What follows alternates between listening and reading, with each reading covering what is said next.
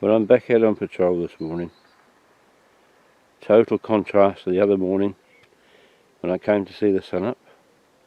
It's not quite so cold, but it is overcast. But look, 1,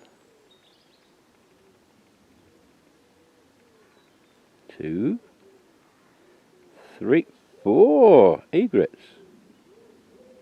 No, surely not. Let's try again, shall we? 1, 2, 3, yeah, 4 of them. All feeding together and having a little fight there by the looks of it. I'm not sure if I'm really in focus, to be honest.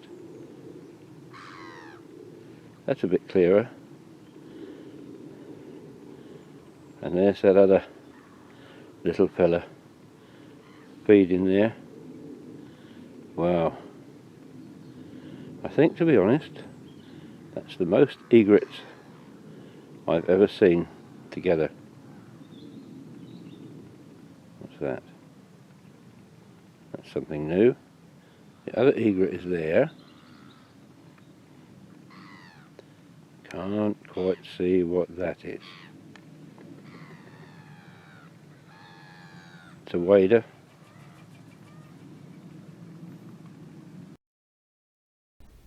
As you'll hear later, I seem to have got this fixation with oyster catchers. Of course, these birds are not oyster catchers. I've done the best research I can do at home, and I've come to the conclusion that they're actually black-tailed godwits, although those beaks look a little bit upturned to me, which would make them bar-tailed godwits, but doesn't matter which they are. I'm pretty certain they're godwits unless anybody else can tell me different. Brain plays funny tricks early in the morning sometimes. But what a sight, eh? 1, 2, 3, 4 egrets. Wow. It's Sunday morning. This is the last full day of this particular trip. And you're seeing the view as I'm seeing it. I'm sitting on a bench on the promenade at Grangeover Sands. And this morning, it's a grey morning. Quite a contrast compared to the sunrise the other day.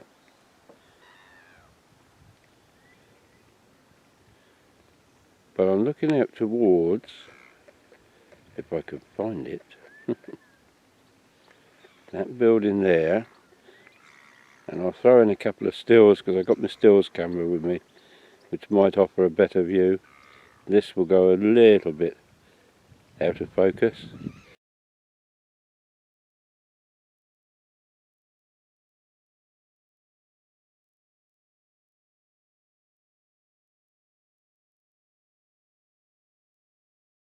That apparently is Heysham Power Station, or Heysham, depending on how you want to pronounce it. And look, it's miles away.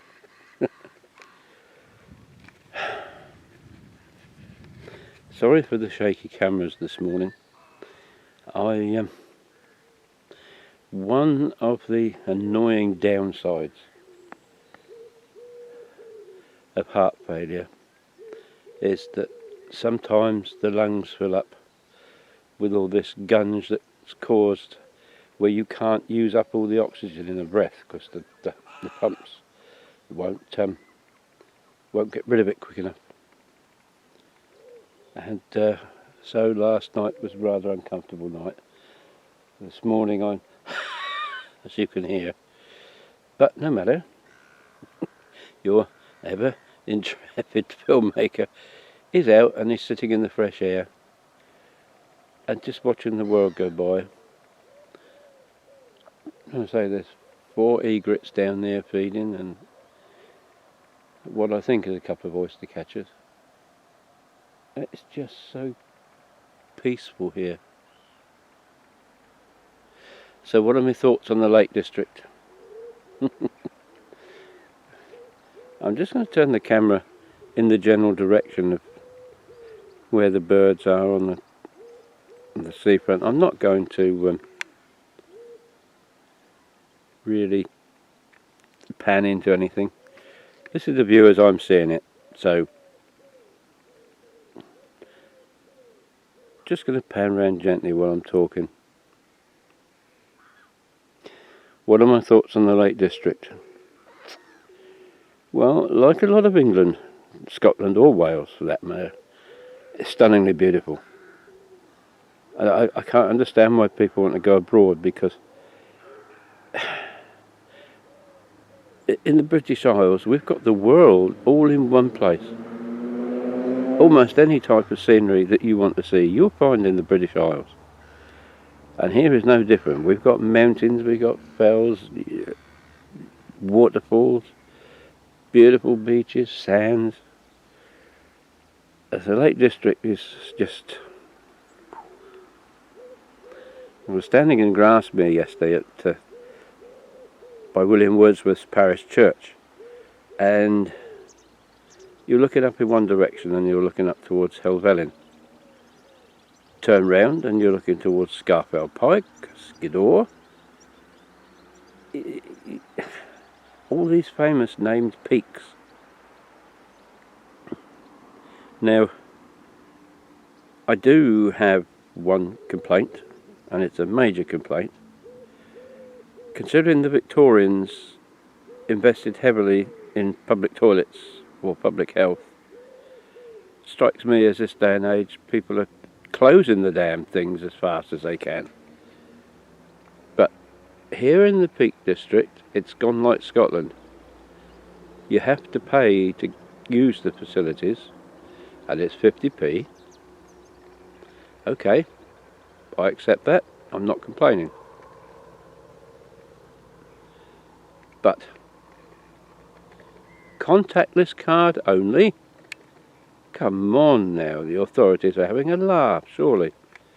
There's plenty of people around here who don't carry a card, don't want a card, don't have a card. How on earth are they supposed to manage? And also, when, like myself, I have got a card, the trouble is, I know for a fact that if I tried to use that to pay 50p for the toilet, my bank would withdraw my card. Because that is how an awful lot of fraudulent scams start. They put in for very small amounts of money, and if they can make sure that they're accepted okay, then they'll hit your credit card for the big one. And so I know my bank would, well, they'd refuse me 50p, and they'd also block my card, and I'm not having that. Fortunately, there have been some very kind people around here who've, let's just say, let me in. Did I really say Peak District just then? You know what I mean. Lake District, of course. Sorry, Lake District, I really do think you've got that wrong, and that for me spoils it, and I'm sure it must spoil it for an awful lot of other people. But even at this time of year, the amount of people in Ambleside yesterday,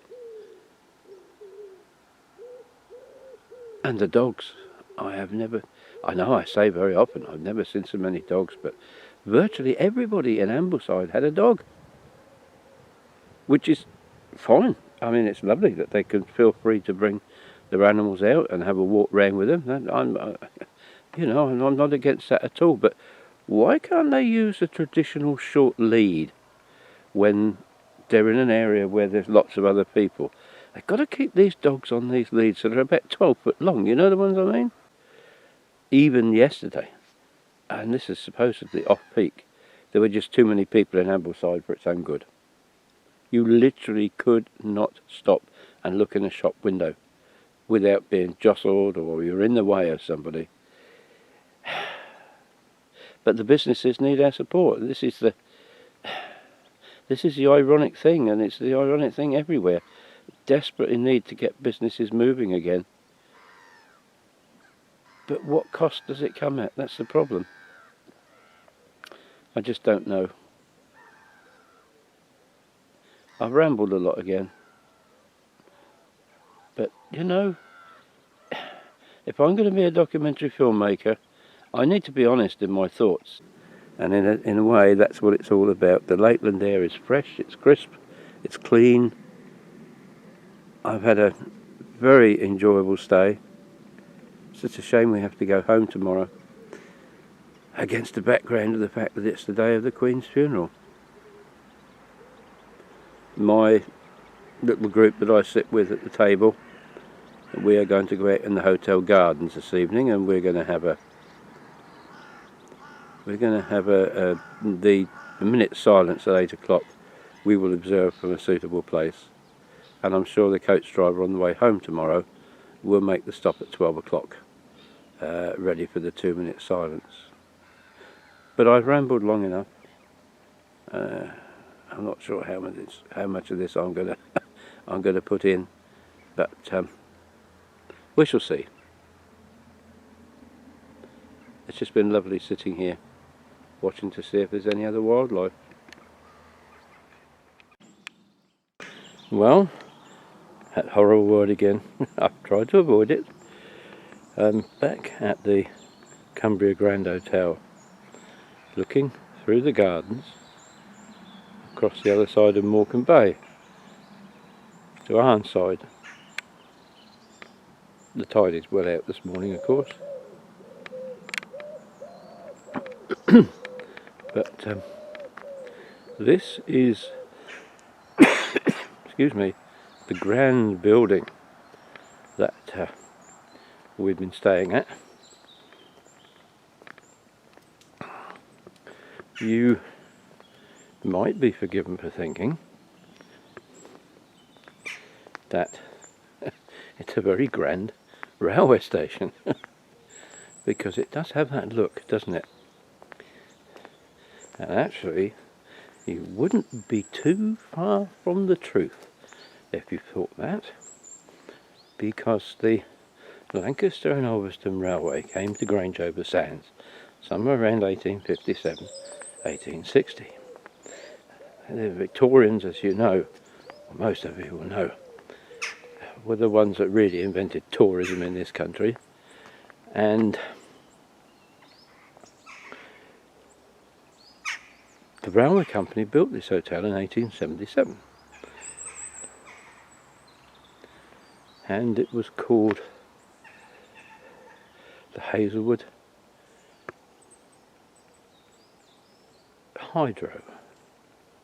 Now, it was a temperance hotel, in as much as they didn't have a license to sell alcoholic drinks, but the residents got round that because they found that they could quite legally order alcoholic drinks from the office a week before they arrived. That was perfectly acceptable because the hotel was bringing in things at the request of their residents. And so that was it. Later they took over the golf course and it changed its name to the Golf Hotel. Then it became the Grand Hotel, and presumably in the ownership of the LMS, or Midland Railway. And then in the Second World War the RAF took it over, handed it back in the 1950s, and various companies owned it: Trust House, Sporty, Crown Hotels and Saga, but it was left to go to rack and ruin. Apparently the company that owns it now, Strathmore, bought it in 1992. It really is an ongoing renovation job, but it's a very nice hotel, and I've got a room on the 3rd floor with the last balcony that you see along there.